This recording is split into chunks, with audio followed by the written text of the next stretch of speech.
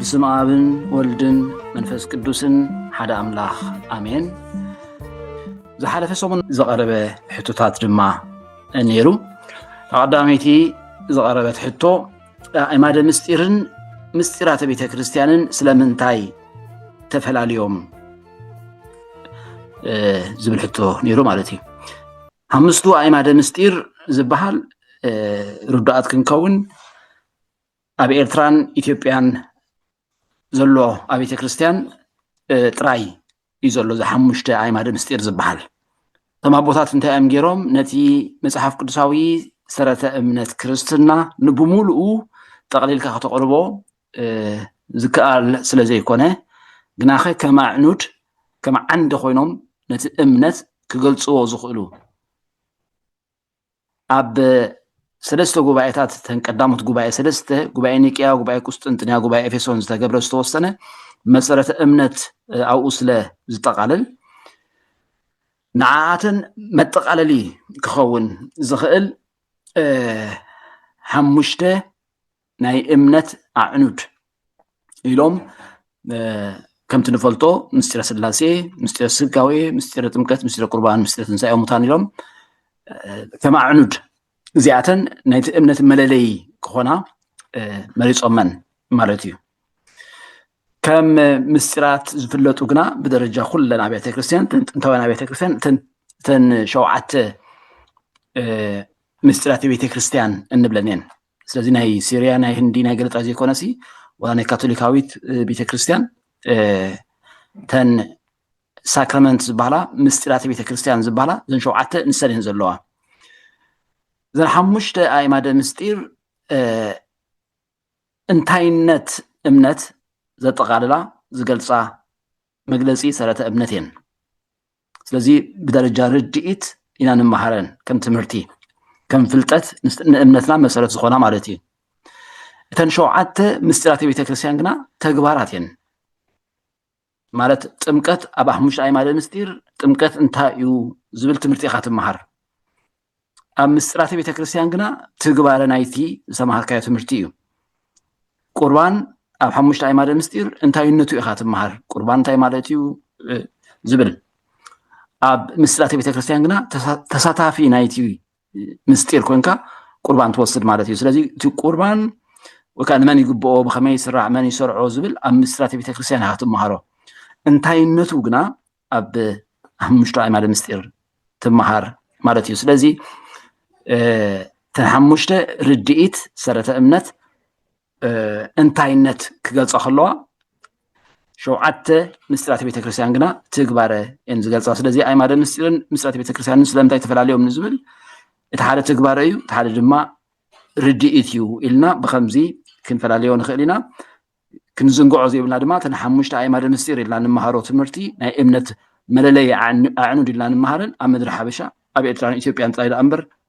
تنكال أوت أبيت كريستيان حمشت أيماد مستير زبهال أي نري إلنا تمشوا عت مسترات بيت كريستيان جن أب كلاتهم زلوا مجلسي يو مالتي كلا يزغر بحتو أيماد مستير سلامنتاي حمشته كوينهم زبلي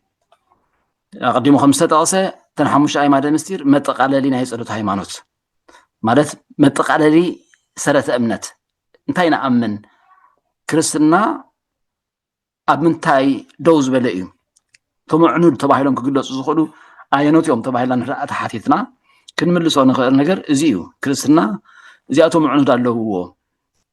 سلاسي سقاوي تمكت قربان تنسى أموتان إلنا كنقلص له نخيل مجدي كابتوم نايسرة أمنة تباهلهم أبقوائتات سلسة قوائد الصدقو في الله أبتون قدام ذكرته نيكيان قسطنطينية الصدقو نأمن بأحد أملاك يدز جمر مالتي تصلت هيمانوت بحد الله بحد أملاك نأمن زرّن زي رنز فترة بحد قويتا بإيسوس كريستوس نأمن يسوس كريستوس كأمن مخانو أو أزنقر مالتي ونأمن بمنفس قدس يلو بمنفس قدس كأنا أمن يلو آب والمنفس قدس ذا تقاللو ونأمن بحاتي تمكتنا بلز قلصو نعقو مجلسي كما عنود كوينهم كذكروا بزخول مجدي كتقاللو خلوز قبرو سلزخونه حموش أيماد مستير ما تقاللي تصلت هيمانوتي حموش تزبل عبد زحلفون مهرنا ينيرنا نايس أجا زوك القصري سلزخونه ብፍላይ ንእምነት ብዝምልከት ኣብ ዝዳለዉ ጽሑፋት ከም መለለይ ኮይኑ ንሪኦ ኢና ንኣብነት መጽሓፍ ቅዱስ ኣብ ብሉይ ኪዳን እቶም 5 መጽሓፍቲ ሕጊ ወይ ኦሪት እንብሎም 5 እዮም ናይ ሙሴ መጽሓፍቲ ሃዋርያ ቅዱስ ጳውሎስ ክዛረብ ከሎ 5 ቃላት በእምሮ ክዛረብ እፈቱ ኣለኹ ይብል 5 ይጥቀመላ ምክንያቱ ከም መጠቃለሊ ክኸውን ስለ ዝኽእል እዩ መጽሓፍ መዝሙረ ዳዊት ድማ 5 እዮም ስለዚ 5 ንእምነት ሰረት መግለጺ ክዳሎ ከሎ ኣብ ልማድ ኣብቲ መንፈሳዊ ዓለም ልምማድ ከም እንሪኦ 5 ኣዝዩ ፍሉጥ ዝኾነ ቁፅሪ ስለ ዝኾነ ንምዝካሩ ብዝጥዕም መገዲ ክኸውን ይኽእል 5 ኣእማደ ምስጢር እውን 5 ኮይኖም ካልእ መግለፂ ዝህቡ ከዓ ኣለዉ 5 ሲ እቲ ናይ ሰብሲ ስጋን ነፍስን ኢልና እንድሕር ፈሊናዮ እቶም ናይ ስጋ ፍጥረታት ዝበሃሉ 4 ጠባይ ኣፍጥረቱ ለኣዳም ዘመሬት ወማይ ዘነፋስ ወእሳት ዝብሎም እቶም 4 ናይ ፍጥረት መሰረታት ንዕኦም ንስጋ ዝውክል ነፍሲ ከዓ ንሕሮ ሲኽናሉ 4 ተደምሮ 1 5 ኢሎም ካብ ዝገልፅዎ ኣለዉ በዚ ኮይኑ በቲ ግን መጠቃለሊ ናይ ፀሎት ሃይማኖት ናይ ሰረተ እምነት ከም ዝኾኑን 5 ዝብል ድማ ኣቐዲሙ ኣብቲ መንፈሳዊ ፅሕፈት ኣብ መጽሓፍቲ ሙሴ ይኹን ኣብ መዝሙረ ዳዊት ይኹን ልሙድ ስለ ዝጸንሐ ሃዋርያ ጳውሎስ ድማ 5 ቃላት በእምሮ ክዛረብ እመርፅ ኣለኹ ወይ ይፈቱ ኣለኹ ስለ ዝበለ 5 ከም ብቐሊሉ ክዝከር ዝኽእል ናይ ፀጋ ከዓ ስለ ዝኾነ ኢሎም ከም ዝገበርዎ ኢልና ክንመልሶ ንኽእል ኢና ቀፂሉ ዝቐረበ ሕቶ ኣብ 5 ኣእማደ ምስጢር ዘየሎ ኣብ ምዕራፍ 6 ዕብራውያን ንረኽቦ ግና ምንባረ ዕዳው ዝብል ተጠቒሱ ኣሎ እዚ ኸመይ እዩ ኣብ ዕብራውያን ተጠቒሶም ዘለዉ እቶም መሰረት ተባሂሎም ተጠቒሶም ዘለዉ ኣለዉ 5 ኣእማደ ምስጢር ከዓ ንመሃር ኣለና እሞ ከመይ እዩ ዝስምምዕ ናይ እዚ ንዝብል ቀዲሙ ከም ዝተባሃለ 5 ኣእማድ መጠቃለሊ ናይቲ ክርስትናዊ እምነት መጠቃለሊ ተባሂሎም ከመዕኑድ ኮይኖም ዝቆሙ ዳ እምበር ንኩሉ ዝጠቃልሉ እዮም ማለት ኣይኮነን ንኣብነት ኣብ 5 ኣእማደ ምስጢር ምስጢረ ትንሳኤ ሙታን ኣሎ ኣብቲ ትንሳኤ ሙታን ክቱት ዝኾነ ዘለኣለማዊ ፍርዲ ግና ኣይተጠቕሰን ኣብ ዕብራውያን ግን እቲ ፍርዲ ተጠቒሱ ኣሎ ኣብ ዕብራውያን እምነት ንስሓ ምንባረ ዕዳው ተጠቒሱ ኣሎ ኣብ 5 ኣእማደ ምስጢር ግን ኣይተጠቕሰን ጥምቀት ግና ተጠቒሱ ኣሎ ኣብ 5 ኣእማደ ምስጢር ኣብ ጥምቀት ከዓ ከም ንፈልጦ እምነት ንስሓ ምንባረ ዕዳው ኣሎ እምነት ንብል ዘለና ንምንታይ እዩ ብምሉእ ልብኻ እንተኣሜንካስ ይኾነልካ ኢሉ ነቲ ኢትዮጵያዊ ስሉብ ንኣብነት ከጠምቆ ከሎ ክንኣምን ከም ዝግባአና እምነት መሰረታዊ ነገር ከም ዝኾነ ምንሳሕ ድማ ብርግፅ እዩ ሓጢኣትካ ተኣሚንካ ኢኻ ትጥመቕ ሕድገት ሓጢኣት ምንባረ ዕዳው ድማ እቲ መንፈስ ቅዱስ ምውራድ እዩ ዘመልክት ኩሉ ኣብቲ ጥምቀት ክቱት ከም ዝኾነ ክንመሃሮ ከለና ድማ ዝያዳ ክበርህ እዩ ስለዚ ኣዕኑድ ከም ምልክት ዳ እምበር ከም ምልኣት ናይታ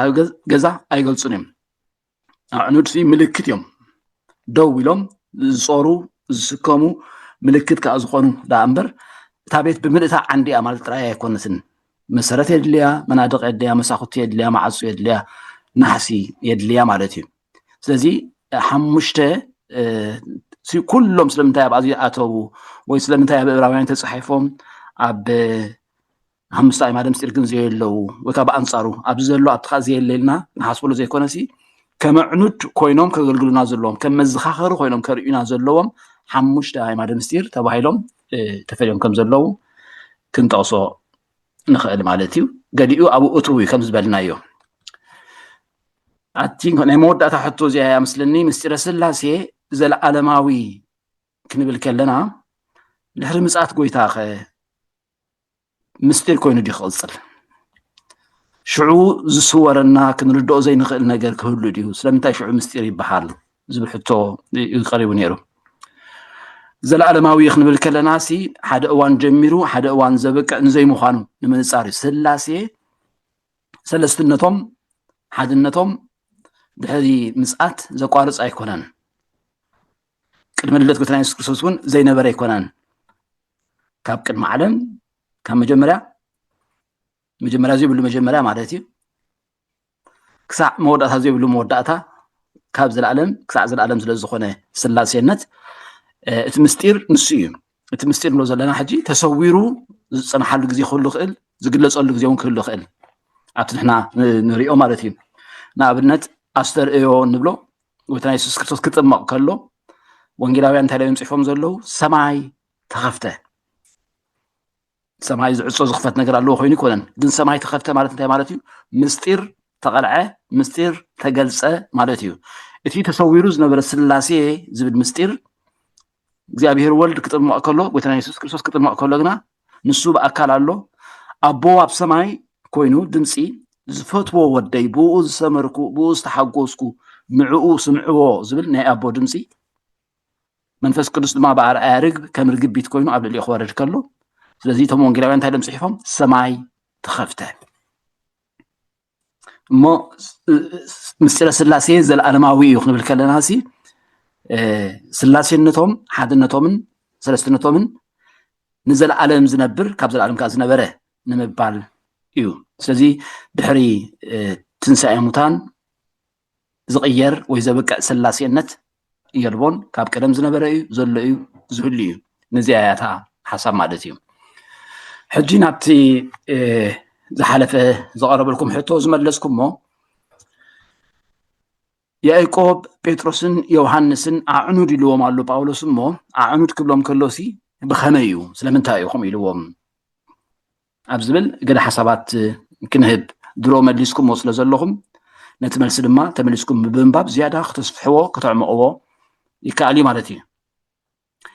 ሃዋርያ ጳውሎስ ኣብ ገላትያ ምዕራፍ 2 ፍቕዲ 9 ንያዕቆብ ጴጥሮስን ዮሃንስን ኣዕኑድ ይብሎም እዩ እዚ ያዕቆብ ዝብል ዘሎ ስም ምስትውዓል የድልየና እዩ ምስተውዓልቲ ክንከውን የድልየና ናይ ያዕቆብ እዩ ጳውሎስ ዝጠቕሶ ዘሎ ምክንያቱ ያዕቆብ ዝስሞም ብዙሓት ስለ ዘለዉ ኣብ መፅሓፍ ቅዱስ ያዕቆብ ሓዊ ጎይታናን ያዕቆብ ሓዊ ዮሃንስንፈላለኻ ምርኣይ የገድሰና ኣብዛ ርእስቲ እዚኣ ያዕቆብ ሓዊ ጎይታና ያዕቆብ ሓዊ ዮሃንስ ወንጌል ሉቃስ ምዕራፍ 8 ፍቕዲ 51 ንርኢ ወሲድና ኣብታ ቤት ምስ በፅሐ ከዓ ጎይታና የሱስ ክርስቶስ ብዘይ ጴጥሮስን ያዕቆብን ዮሃንስን ኣብ ቦታ ጓልን ኣዲኣን ሓደ እኳ ምስኡ ክኣቱ ኣይፈቐደን ይብል ካብቶም ሓዋርያት ሲ ንዞም ሰለስተ ጥራይ ያዕቆብን ዮሃንስን ጴጥሮስን ብጀካ እዚኦም ካልእ ክኣቱ ኣይፈቐደን ካብቶም ሓዋርያት ኣቦን ኣዲኣን ከዓ ሒዙ ኣትዩ ወንጌል ማርቆስ ምዕራፍ 9 ፍቕዲ 2 ድሕሪ 6 መዓልቲ ከዓ ኢየሱስ ንጴጥሮስን ያዕቆብን ዮሃንስን ወሲዱ ንበይኖም ናብ ነዊሕ ከረና ደየቦም ኣብ ቅድሚኦም እውን ተለወጠ ይብል ኣብዚ ካብቲ ናይ ደብረ ታቦር ክገልፅ ከሎ መለኮቱ ጴጥሮስን ያዕቆብን ዮሃንስን ጥራይ ሰለስቲኦም ክኸድ ከለዉ ንርኢ ምስቲ ኣዕኑድ ዝብል ዘሎ ኣተኣሳሲርና ንርአዮ ወንጌል ማርቆስ ምዕራፍ 14 ካብ 32 ክሳብ 33 ጌቴሴማኒ ናብ እትበሃል ቦታ መፁ ንደቀ መዛሙርቱ ከዓ ክሳዕ ዝፅሊ ኣብ ዝተቐመጡ በሎም ንጴጥሮስን ያዕቆብን ዮሃንስን ምስኡ ወሰደ ክጉህን ክትክዝን ጀመረ ይብል እቲ ናይ መወዳእታ ቀጥል ምስቕለቱ ዘሎ ኣብዚ ከዓ ንመን ወሲዱ ጴጥሮስ ያዕቆብ ዮሃንስ ስለዚ እዞም ሰለስተ ያዕቆብን ዮሃንስን ኣሕዋትዮም ጴጥሮስ ከዓ ሳልሳዮም ኣዕኑድ ኮይኖም ካብቶም ሓዋርያት ካብቶም ሰለስተ ኣዕኑድ ኢልና ክንጠቕሶም ንኽእል ኢና ምክንያቱ ምስጢር ብቐረባ ዘርእዮም ዝነበረ ምስኦም ኮይኑ ዝፅሊ ዝነበረ ሰለስተ ፍልይ ኣቢሉ ካብኡ ናብኡ ዘቕረቦም ዝነበረ ስለ ዝኾነ ከም ሕመረት ክንሪኦም ንኽእል ማለት እዩ ካብ ሓዋርያት እዩ እዚ ጳውሎስ ዝዛረበሉ ዘሎ ያዕቆብ ግና እዚ ያዕቆብ ሓዊ ዮሃንስ ዘይኮነሲ ያዕቆብ ሓዊ ጎይታና እዩ ዝዛረብ ዘሎ ጳውሎስ ብኸመይና ንፈልጥ ከምኡ ኣብ ግብረ ሃዋርያት ምዕራፍ 12 ፍቕዲ 1 ግብረ ሃዋርያት ምዕራፍ 12 ፍቕዲ 1 በቲ ዘመንቲ ንጉስ ሄሮድስ ካብ ሓያሎ ካብታ ማሕበር ክፉእ ክገብሮም ኢዱ ዘርግሐ ንያዕቆብ ሓዊ ዮሃንስ ከዓ ኣሰየፎ ኢሉ ስለዚ ያዕቆብ ሓዊ ዮሃንስ ኣብ ምዕራፍ 12 ግብረ ሃዋርያት ተሰይፉ ብሰማዕትነት ሓሊፉ ንሪኦ ኣለና እዚኣና ሓዛ ከም ነጥቢ ምንቲ ዝያዳ ጽቡቕ ጌሩ ክበርሃልና ስለዚ ያዕቆብ ሐዋርያ ሓዊ ዮሃንስ ዓንዲ ምንባሩ ብርግጽ ርኢና ኣለና ምክንያቱ ምስቶም ሰለስተ ብሓባር ምስ ጎይታና ኢየሱስ ክርስቶስ ቅርበት ዘለዎም ከም ዝነበረ ጳውሎስ ዝዛረበሉ ዘሎ ያዕቆብ ግና እዚ ሓዊ ዮሃንስ ዘይኮነሲ ሓዊ ጎይታና ከም ዝኾነ ኢና ከለነጽር ደሊና ዘለና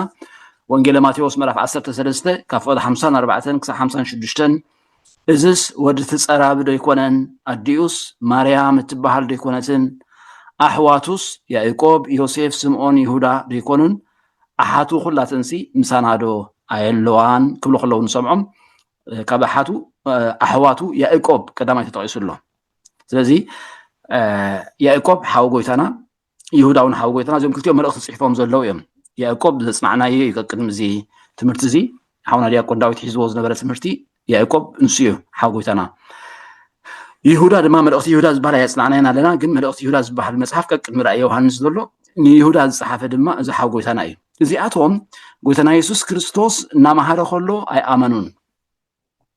ክሳዕ ዝስቀል ኣይኣመኑን ድሕሪ ትንሳኤ እዮም ዝኣምኑ ኣብ ቀዳማይ ቆሮንቶስ ምዕራፍ 15 ካብ 5 ክሳብ 7 ብሳልሰይቲ መዓልቲ እውን ጎይታና ኢየሱስ ክርስቶስ ከምቲ ጽሑፍ ብሳልሰይቲ መዓልቲ ተንስአ ንኬፋ ጴጥሮስ ማለት እዩ ንኬፋ ድሓር እውን ነቶም 12 ተራእየ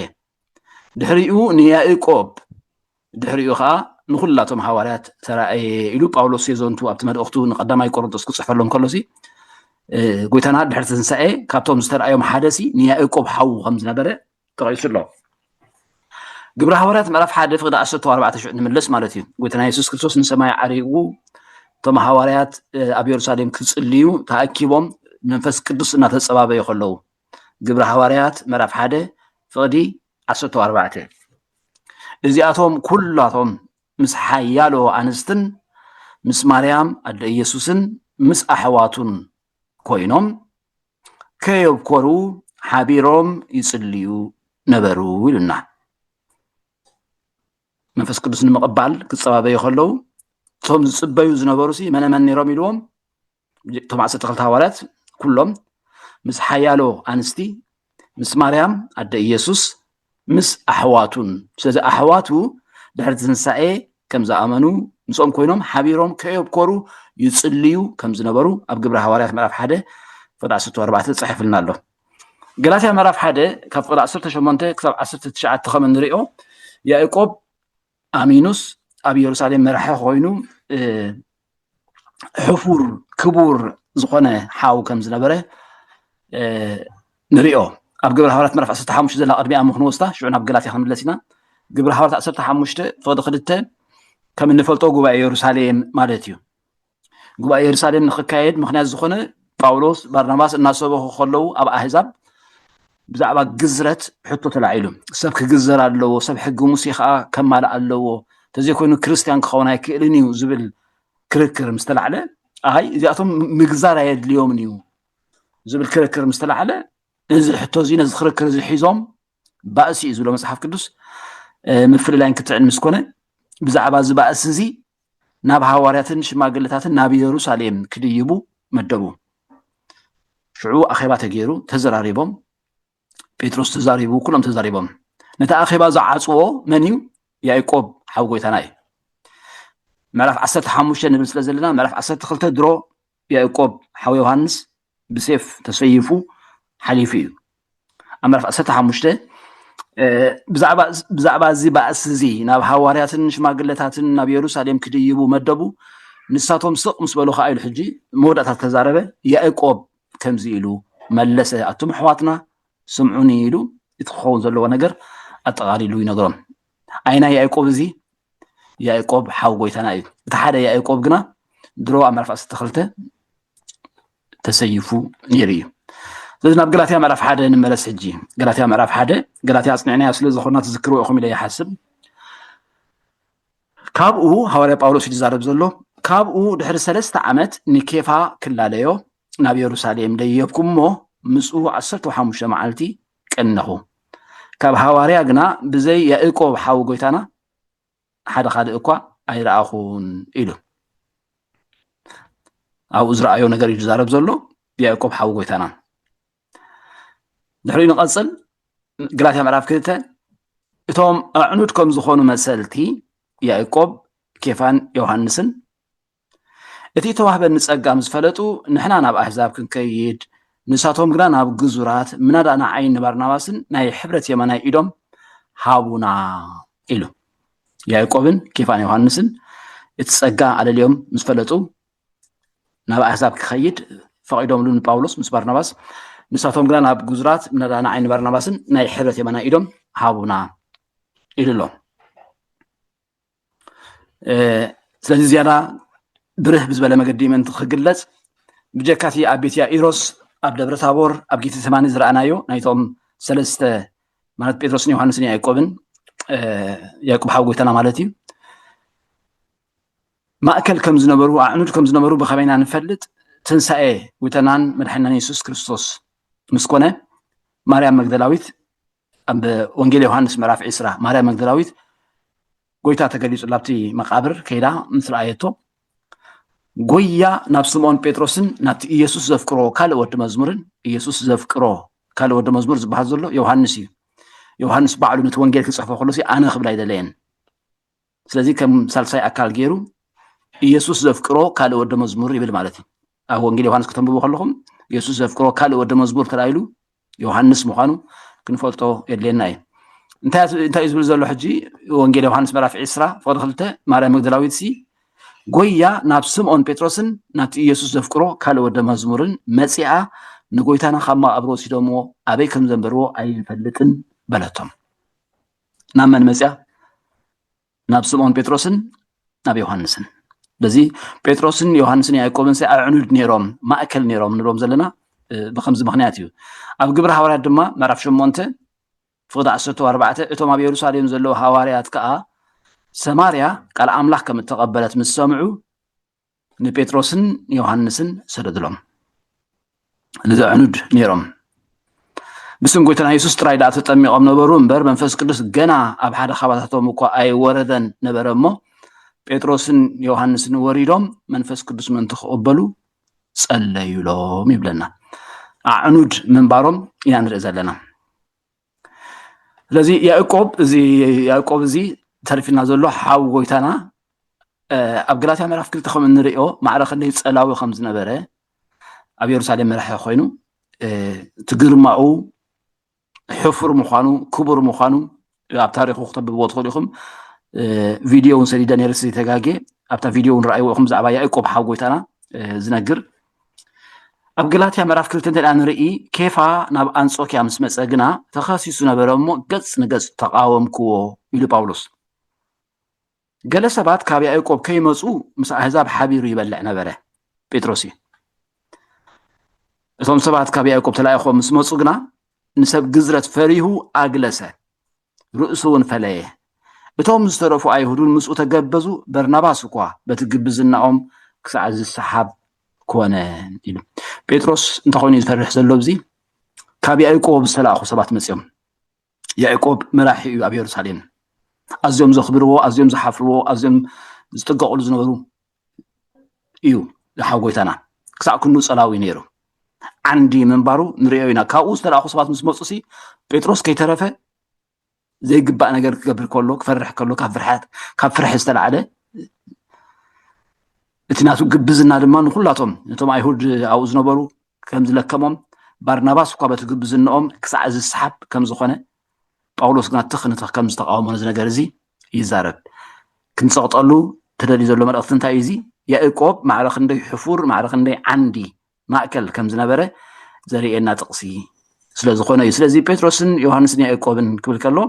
ኣብቲ መጀመርያ ካብ ሃዋርያት ጥራይ ተላውሲናዮም ያዕቆብ ሓዊ ዮሃንስ እዩ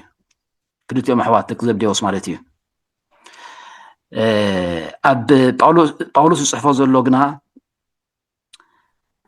ኣብ ገላትያ ዝፅሕፎ ዘሎ ያዕቆብ ግና ያዕቆብ ሓዊ ጎይታና እዩ ኣብ ኢየሩሳሌም መራሒ ዝነበረ ስለዚኦም ክልተ ያዕቆብ ፈላሊና ክንፈልጦም ኣዝዩ ኣገዳሲ ነገር እዩ ብዛዕባ ኣይና ያዕቆብ ንዛረብ ከም ዘለና ከም መልእኽቲ ግና ያዕቆብ ሓዊ ዮሃንስ ይኹን ያዕቆብ ሓዊ ጎይታና ይኹን ክልቲኦም ዓንዲ ከም ዝነበሩ ክንምስክር ንኽእል ኢና ማለት እዩ ዓንዲ እንታይ ማለት ኢልና ነርና ዝሓለፈ ሰሙን ክንመሃር ከለና ጽንዓት ዘመልክት እዩ ዓንዲ ሲ ጽንዓት እዩ ዘመልክት ድልዳለ ብርታዐ እዩ ዘርእየና ዓንዲ መሪሕነት ከዓ የርኢ እዩ ብፍላይ ናይ እግዚኣብሔር መሪሕነት ንህዝቡ ክመርሕ ከሎሲ እንታይ እዩ ዝብሎ መዓልቲ ብዓንዲ ደበና ለይቲ ከዓ ብዓንዲ ሓዊ ቀቅድሚኦም ይመርሖም ከም ዝመሰለ ዓንዲ እንታይ ዝገብር እንታይ ዘመልክት መሪሕነት የመልክት ኢልና ኣለና መዘከርታ ሓወልቲ ድማ የመልክት እዩ ጳውሎስ ምሂሩ መወዳእቱ ግና ንኸንቱ ጎይ ከይህሉ ኢሉሲ እንታይ ዝገበረ ናብ ኢየሩሳሌም ተመሊሱ ትምህርቱ ምሳቶም ከም ብሓድሽ ከም ዘረኣዮ ንርኢ ስለዚ ከም መዘኻኸሪ ከም ሓወልቲ ተመሊስካ ትውከሶ ትሪኦ ድማ እዩ ዓንዲ ካልኻ ከም ምስክር ሓቂ ድማ እዩ እቲ ዓንዲ ምስ ረኣኻዮ ቤት ከም ዘሎ ወይ ቤት ከም ዝነበረ ዝምስክር እዩ ነቲ ሓቂ ከም ምስክር ኮይና ቤተክርስትያን ደው ኢላ ኣላ ጳውሎስ ኣብ ጢሞቴዎስ ከምዚ ኢሉ ጽሒፉ ኣሎ ናይታ ሓቂ ዓንድን መሰረትን ዝኾነት ማሕበር ህያው ኣምላኽ ማሕበር ኢልዎ ዘሎ ኣብቲ ሓድሽ ትርጉም ቤተክርስትያን ይብሎ ማለት እዩ ስለዚ ኣዕማድ ክንብል ከለና ኣዕኑድ ክንብል ከለና እንታይ ንብል ከም ዘለና ከነስተውዕለሉ ጽቡቕ እዩ ጽንዓት የመልክት እዩ መሪሕነት የመልክት እዩ መዘከርቲ ሓወልቲ የመልክት እዩ ምስክር ሓቂ ድማ የመልክት እዩ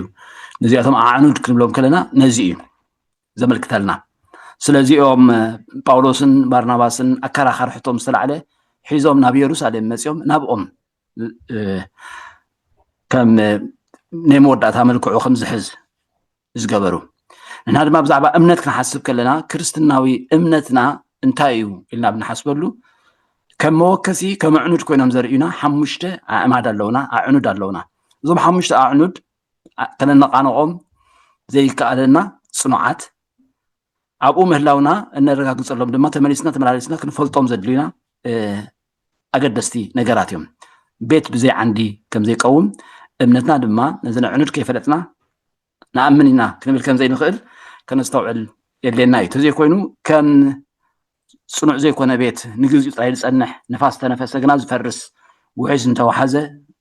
ሒዝዎ ዝኸይድ እዩ ዝኸውን እሞ ከምኡ ምእንቲ ክንገላገል ጽኑዕ መሰረት ሱር ዘለና ከምዚ ቃል እግዚኣብሔር ከነንብቦ ከለና ዓንተወይ ወንጌል ማቴዎስ ምዕራፍ 13 እቲ ዘርኣይ ክዘርእ ምስ ወፈረሲ እቲ ኣብ ከውሒ ዝወደቐ እንታይ ኢልዎ ዘሎ ብዙሕ ሓመድ ስለ ዘይብሉሲ በቂሉ ከም ምብቋል ግን ሱር ክሰድድ ኣይከኣለን ብዙሕ ሓመድ ኣይነበሮን ንሕና ሱር ክንሰድድ ኣብ ፍቕሩ ኣብ ቃሉ ሱር ሰዲድና ድማ ደው ክንብል ክከኣለና ዝመፀን ተመፀ ድማ ዘየነቃንቀና ምንቲ ክንከውን እምነትና ብዝግባእ ከመጻብዕ ኢድና ክንፈልጦ ሓሙሽተ ኣዕማደ ምስጢር ተዳልዩልና ኣሎ ማለት እዩ እቲ ካልኣይ ክንፈልጦ ዘለና ኣገዳሲ ድማ ምስጢር እዩ ምስጢር ዝብል ቃል ኣዕማድ ኣዕኑድ ፈይትና ኣለና ምስጢር ዝብል ከዓ ክንፈልጦ ይግባአና እዩ እዚ ዝሓለፈ ሰሙን ተማሂርና ነርና ግን ቁሩብ ዝሕል ኢልና ህድእ ኢልና ክንፈልጦ ዳ እምበር ክንጎይ ከም ዘይብልና ብዝቐረበ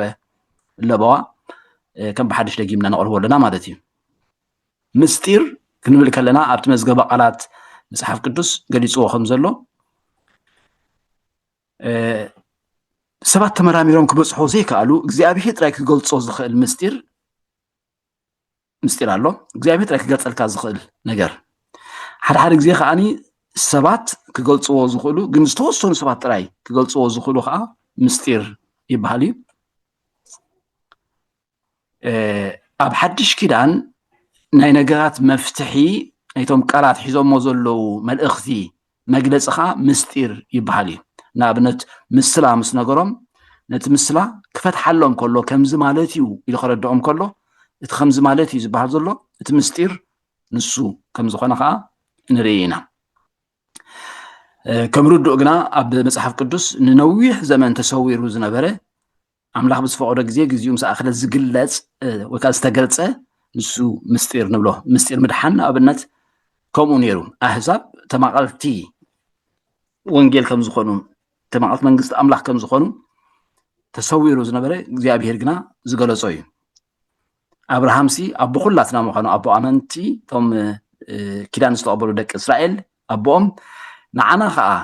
ምክንያቱ ከይኣመነ ከሎ እዩ እምነቱ ንፅድቂ ከይተገዝረ ከሎ እዩ እምነቱ ንፅድቂ ኮይኑ ዝተቆፅረሉ እሞኒ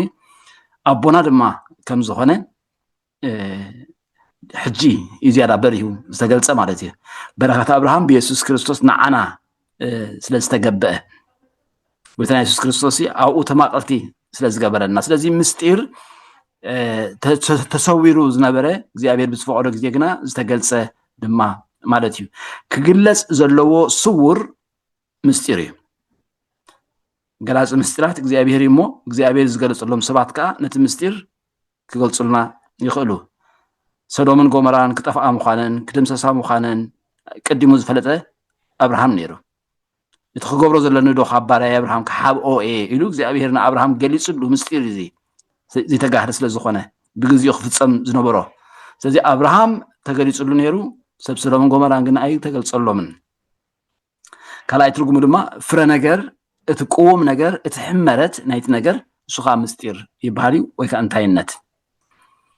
ስለዚ ምስጢር ክንብል ከለና ምስጢረ ስላሴ ተላኢልና ንኣብነት ናይ ስላሴ ምስጢር እንታይነት ናይ ስላሴ ከመይ እዩ ሓድነት ከመይ እዩ ሰለስትነት ዝብል እቲ ኣብኡ ዘሎት ከመይ ናቱ መግለፂ ምስጢር ይበሃል ማለት እዩ ምስጢር ንዝኣምን እዩ ንዘይኣምን ምስጢር ክኸውን ኣይክእልን ዕሽነት እዩ ዝኾኖ በዚ ከዓ ክለና እዩ ክሳብ ናይ ልማዓንቲ ዝተማሃርናዮ ዕዮ ገዛ ግን ኣለኩም ዝመፅእ ዘሎ ከም ፍቃድ እግዚኣብሔር ተኣኪብኩም ትዛተይሉ ሽዑ ድማ መልሲ ትሰዱ ማለት እዩ ስለዚ ዕዮ ገዛ ከምዚ ኢና ክንገብር ሰለስተ ነገራት ኢኹም ትገብሩ ቀዳማይ ነዚ ዝረኣየኩም ዘሎ ሰደቃ ቁፅሪ 1 2 3 ክሳብ 5 ኣብቲ ካልኣይ ድማ ህለሐመሰ ዘሎ ምዝማድ እዩ ነናይ ምስጢር ብኸመይ ክውክሎ ይኽእል ንኣብነት ቁፅሪ 1 ማና ኣብ ኦሪት ዘፀአት ምዕራፍ 16 ዘሎ ማና እዚ ዘፀአት 16 ክልኩም ተንብብዎ ማለት እዩ እዚ ማና እዚ ካብዞም ምስጢራት ነናይ ክውክል ይኽእል ስላሴ ስጋዌ ጥምቀት ቁርባን ትንሳኤ ሙታን ካልኣይ ምንፃሕ ንእማን ዝበሃል ሶርያዊ ኣብ ካልኣይ ነገሥት ምዕራፍ 5 ንሪኦ ኣብኡ ተንብብዎ ካብዞም ምስጢራት እዚኦም ነናይ ክውክል ይኽእል እቲ ምንፃሕ ንእማን ነናይ ክውክል ይኽእል ንስላሴ ንስጋዌ ንጥምቀት ቁርባን ትንሳኤ ሙታን ሳልሳይ ቅዱስ ቅዱስ ቅዱስ ዝብል ኣብ ትንቢተ ኢሳይያስ ምዕራፍ 6 ዘሎ ካብዞም ምስጢራት ነናይ ክውክል ይኽእል ንመን ክልእኽ መን ክኸደልና እዩ ዝብል ድምፂ ሰማዕኩ ዝብል ኣሎ ነናይ ክውክል ይኽእል ኢሳይያስ ምዕራፍ 7 ኣማኑኤል ዝብል ቃል ኣሎ ካብዞም ምስጢራት ነናይ ክውክል ይኽእል መጽሓፍ ዮናስ ወይ ትንቢት ዮናስ ምዕራፍ 2 ተንብብዎ እሞ ዮናስ ኣብ ከብዲ ዓሳ ካብዞም ምስጢራት ነናይ ክውክል ይኽእል ዝብል ተዛምድዎ ማለት እዩ እዚኣ ሓባራዊት ዕዮ እያ ብሓባርኩምኩም ኩለን ጉጅለ ዝሰርሕኦ ማለት እዩ እዚ ቀዳመይቲ ዕዮ እዚኣ እያ ምዝማድ ካልኣይ ዕዮ ንምስጢረ ስላሴ ዝውክል ኣይናይ ምዃኑ ብኸመይ ከም ዝውክል ኣሕፅር ኣቢልኩም ትገልፁ እዚ ከዓ ኩለን ጉጅለ ዝሰርሕኦ ማለት እዩ ቀዳመይቲ ጉጅለ ምዝማድ ጥራይ እያ ብዙሕ ግዜ ተወስደልኩም ናይ ሓስብ ተኻለይቲ ዕዮ እያ ናይ ብሓቂ ንምስጢረ ስላሴ ዝውክል ኣይናይ ምዃኑ ብኸመይ ከም ዝውክሎ ኣሕፅር ኣቢልኩም ትገልፁ ንምስጢረ ስላሴ ኩላትኩም ትሰርሕዎ ማለት እዩ ድሕሪኡ ግና ታሳልሰይቲ ዕዮ ንናይ ጉጅለ ተዋሂብኩም ኣሎ ማለት እዩ ንኣብነት ጉጅለ ሓደ ምስጢረ ትንሳኤ ሙታን ዝውክል ኣይናይ ምዃኑ ብኸመይ ከም ዝውክል ኣሕፅር ኣቢልኩም ትገልፁ ጉጅለ ክልተ ከዓ ምስጢረ ቁርባን ዝውክል ኣይናይ ምዃኑ ብኸመይ ከም ዝውክል ኣሕፅር ኣቢልኩም ትገልፁ ጉጅለ 3 ምስጢረ ጥምቀት ዝውክል ኣይናይ ምዃኑ ብኸመይ ከም ዝውክሎ ኣሕፅር ኣቢልኩም ትገልፁ ጉጅለ 4 ድማ ምስጢረ ስጋዌ ዝውክል ኣይናይ ምዃኑ ብኸመይ ከም ዝውክል ኣሕፂርኩም ትገልፁ ማለት እዩ ስለዚ ተንዕዮ ሓንሳብ ክደግመልኩም ኣዛምድ ነቶም ኣብ የማናይ ሸነኽ ተዘርዚሮም ዘለዉ ኣእማደ ምስጢር ምስቶም ኣብ ፀጋም ተዘርዚሮም ዘለዉ ኣብ ብሉይ ኪዳን ክውክሎም ዝኽእል ኣዛምዱ ምዝማድ ጥራይ መግለፂ ኣየድልን እዩ ማለት እዩ ዕዮ ቁፅሪ 1 ካልኣይ ኩለን ጉጅለታት ካብቶም ዝተዘርዘሩ ንምስጢረ ስላሴ ዝውክል ኣየናይ ምዃኑን ብኸመይ ንምስጢረ ስላሴ ከም ዝውክል ሕፅር ኣቢልኩም ትገልጹ። ኣርባዕቲኡ ጉጅለ ማለት እዩ። ንምንታይ ምስጢረ ስላሴ ክንመሃር ስለ ዝኾንና ዝቕፅል። ሳልሰይቲ ዕዮ ንጉጅለኹም ጥራይ ተዋህበ ምስጢር ዝውክል ኣየናይ ምዃኑ ብኸመይ ከም ዝውክልን ሕፅር ኣቢልኩም ግለጹ። ጉጅለ 1 ትንሣኤ ሙታን፣ ጉጅለ 2 ቁርባን፣ ጉጅለ 3 ጥምቀት፣ ጉጅለ 4 ድማ ምስጢረ ስጋዌ። ኣላዓይሉ ዘጀመረና ኣጀሚሩ ድማ ዘፈጸመና ልዑለ ባህሪ እግዚኣብሔር ስሙ ዝኸበረን ዝተመስገነን ይኹን። ወስብሐት ለእግዚአብሔር አሜን።